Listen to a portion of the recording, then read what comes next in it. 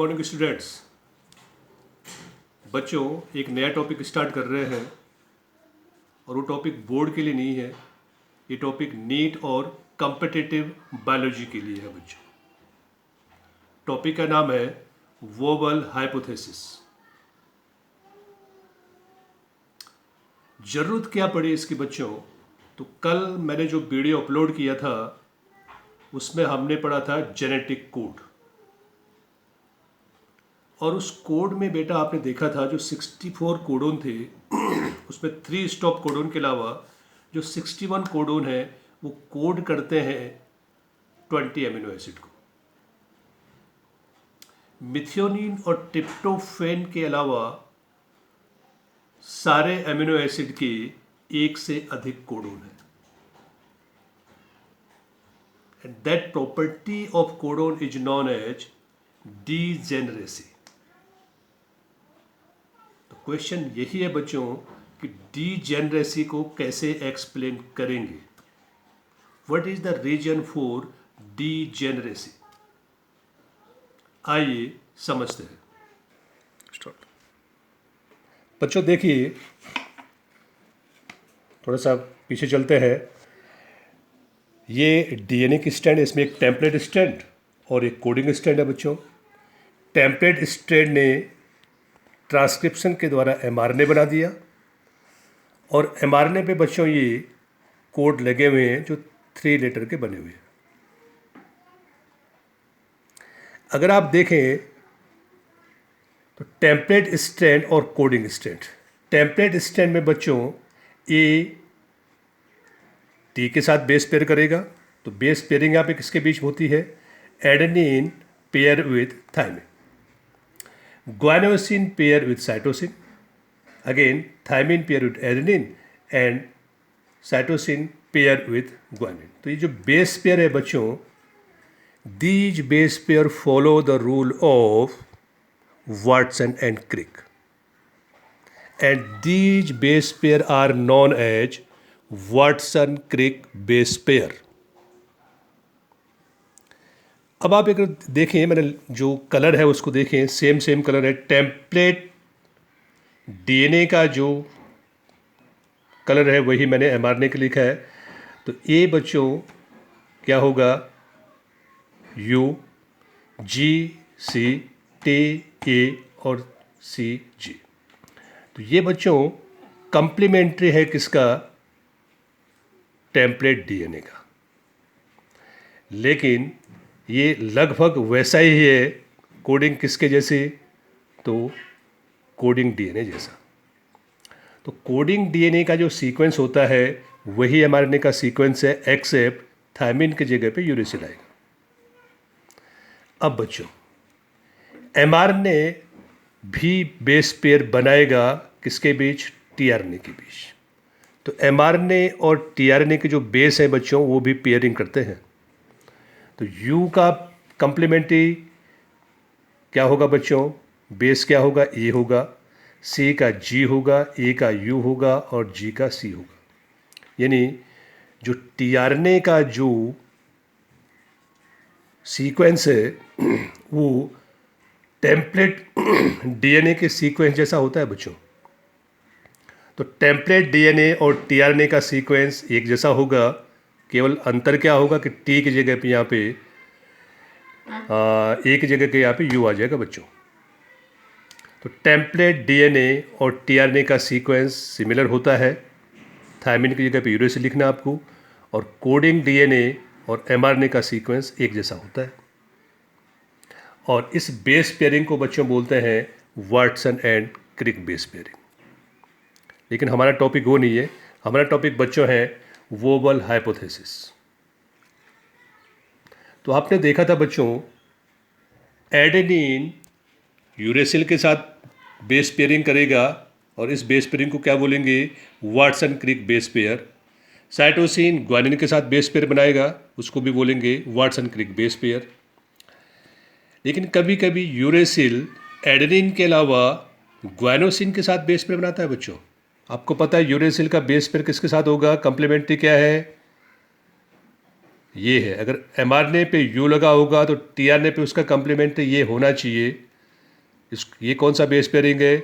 Watson Crick base pairing. लेकिन कभी कभी यू किसके साथ पेयर करेगा बच्चों? ग्वानिन के साथ बेस पेयर बनाएगा, and that base pair is known as wobble base pair. ऐसे ही जी वाटसन क्रिक के अकॉर्डिंग सी के साथ बेस पेयरिंग करेगा, लेकिन कभी कभी जी यू के साथ भी बेस पेयरिंग करता है बच्चों। ये नॉर्मल नहीं है। नॉर्मली क्या होता है? जी सी के साथ बेस पेयरिंग करता है, normal Watson Crick base pair है। लेकिन अगर जी यू के साथ बेस पेयरिंग कर रहा है, that is known as wobble base pair. तो अभी तक बच्चों आपने देखा था कि आपके पास 4 टाइप के न्यूक्लियोटाइड थे। एक न्यूक्लियोटाइड और है बच्चों जिसे आई से दर्शाते हैं, and that is known as inosine. It is a nucleotide where ribose sugar के फर्स्ट कार्बन के साथ हाइपोजेंथिन बेस जुड़ता है बच्चों। एडेनिन, ग्वानिन, साइटोसिन, थाइमिन के अलावा एक बेस और है बच्चों जिसे हाइपोजेंथिन कहते हैं। और अगर राइबोज के फर्स्ट कार्बन के साथ हाइपोजेंथिन बेस जुड़ेगा तो that nucleotide is known as inosine और inosine, represented by I. So what is inosine? So inosine is a nucleotide where hypoxanthine combined with ribose, first carbon of ribose sugar by an glycosidic bond. And generally that nucleotide present in transfer RNA. अब बच्चों I किसके साथ base pairing करेगा? I can base pair with adenine, I can pair with cytosine, I can pair with uracil. Unusual base pairing है बच्चों, and that base pairing is known as vowel base pairing. Now, what is vowel hypothesis? तो base pairing between RNA molecule which does not follow normal Watson Crick base pair. तो RNA molecule के बीच में बच्चों जो base pairing होती है, जो वाटसन क्रिक बेस पेयर को फॉलो नहीं करती है, that is known as wobble hypothesis.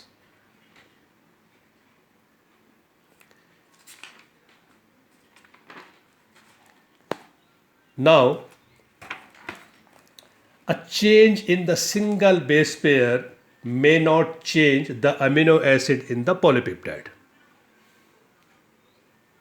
mRNA में जो कोड लगे हैं बच्चों, उसमें अगर आप एक बेस को बदल दें तो उससे बनने वाला जो पॉलीपेप्टाइड होगा वो चेंज नहीं होगा, बट कंडीशन है कि वो बेस थर्ड कोड होना चाहिए बच्चों, थर्ड बेस होना चाहिए वो, फर्स्ट और सेकेंड नहीं, क्योंकि फर्स्ट और second always follow the rule of Watson Crick. तो अगर any change in the polynucleotide, उसमें देख लेते हैं बच्चों कैसे चेंज कर सकते हैं आप। तो मैंने बच्चों यहाँ पे एक mRNA बनाया, उस पर कोडोन लिखा है ये यू ये, देन सी सी सी, ये जी, you U U, you A सी। उसका एंटी कोड mRNA में कोड लगे होंगे बच्चों, और tRNA में क्या लगे होंगे? Anti code. तो नॉर्मल जो वाटसन क्रिक बेस पेयर होगा, ये यू ये का बेस पेयर क्या होगा बच्चों? यू ये यू, सी सी सी का G G G, like that. That base pairing is known as Watson Crick base pairing. अब पहला जो कोड है बच्चों वह है आइसोल्यूसिन का। ये यू ये किसका कोड है? आइसोल्यूसिन का। सी सी सी किसका कोड है? प्रोलिन का। ये जी किसका कोड है? लाइसिन का। यू यू यू कोड है फिनाइल एलेनिन का, और यू ये सी कोड है टायरोसिन का। That is the Watson Crick base pairing बच्चों। सिंपल जैसे बेस पेयर का रूल है वही फॉलो हो रहा है। नेक्स्ट तो देखो बच्चों, मैंने स्लाइड चेंज कर दिया, ये यू एक जगह मैंने सी लिख दिया बच्चों। मैंने जो थर्ड बेस था उसको चेंज कर दिया। हर थर्ड बेस को जो कोडोन था बच्चों उसके तीसरे लेटर को मैंने चेंज कर दिया। और सी बच्चों आपको पता है कि सी जी के साथ बेस पेयरिंग करता था, लेकिन यहाँ पे सी क्या कर रहा है, यू के साथ बेस पेयरिंग कर रहा है बच्चों। सी जो है वो यू के साथ पेयरिंग कर रहा है, and that pairing is known as wobble base pairing. That is not usual base pairing, that is unusual base pairing. First two having usual base pairing means Watson-Crick base pairing, but the third one is not a usual base pair, it is a vowel base pair. हर तीसरा जो pair है बच्चों वो मैंने Oval base pair बना दिया है। अब इससे क्या होगा, जो हाइपोथेसिस थी बच्चों कि अगर मैं एक बेस पेयर को चेंज कर दूं तो मेरा जो पॉलीपेप्टाइड है उसमें अमीनो एसिड का सीक्वेंस चेंज नहीं होगा, अमीनो एसिड चेंज नहीं होंगे। बच्चों मैंने यहाँ पे सी ए की जगह पे सी लिख दिया बच्चों। अब ये कोड बन गया ये यू सी। ये यू सी भी किसका कोड है बच्चों, ये भी आइसोल्यूसिन का ही कोड करेगा। That is the degeneracy. एक अमीनो एसिड के दो कोड है बच्चों, देखो ये यू सी भी किसका कोड है, आइसोल्यूसिन का, और ये भी कोड है आइसोल्यूसिन का। तो अब बच्चों समझ में आया कि कोड डीजेनरेट क्यों होते हैं, due to wobble base pairing.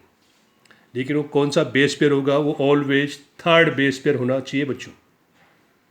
क्यों ऐसा हुआ, क्योंकि फर्स्ट टू जो बेस पेयरिंग होती है वो स्पेसिफिक होती है बच्चों, थर्ड वाला वोवलिंग करता है, स्पेसिफिक नहीं है, that is vowel base pairing. Vowel base pairing में आपको बता दिया बच्चों कि अगर यहाँ पे कोड लिखा, कोडोन मैंने लिखा हुआ AGI, अगर mRNA पे AGI है, I फॉर एनोसिन, तो A और G का बच्चों फिक्स है, UC। लेकिन I किसको कोड करेगा, ये U को भी कोड कर सकता है, C को भी कोड कर सकता है, और A को भी कोड कर सकता है। और ये तीनों कोड किसके हैं बच्चों, ये तीनों कोड सेराइन के हैं। Again serine has more than one code, and that property of codon is known as degeneracy. तो कौन सा कोड चेंज करना है बच्चों, तो जो थर्ड बेस है उसको चेंज करना है, पॉलीपेप्टाइड चेंज नहीं हो। एंड अगर म्यूटेशन आया बच्चों, देखो ये म्यूटेशन है,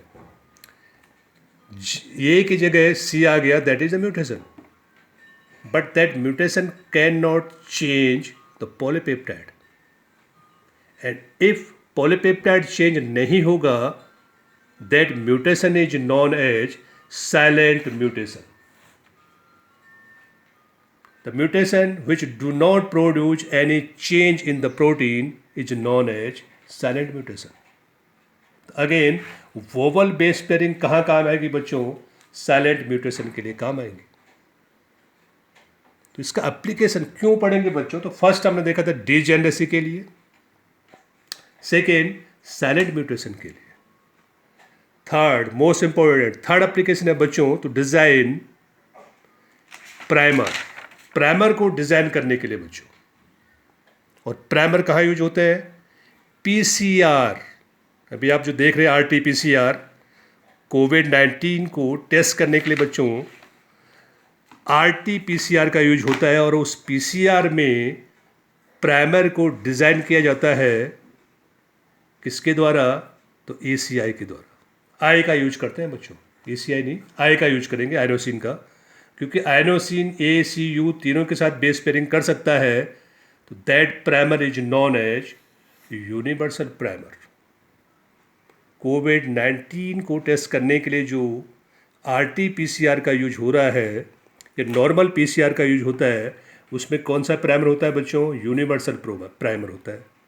और यूनिवर्सल प्राइमर में एक बेस क्या होगा? That is आयनोसाइन। आयनोसाइन क्या है बच्चों? मैंने आपको बता दिया है कि आयनोसिन एक न्यूक्लियोटाइड है जिसमें राइबोज के साथ हाइपोजेंथिन जुड़ेगा by which bond? N nucleoside bond, N glycosidic bond. Generally DNA में नहीं होगा बच्चों, किसमें होगा? टीआरएनए में होगा। That all about wobble hypothesis.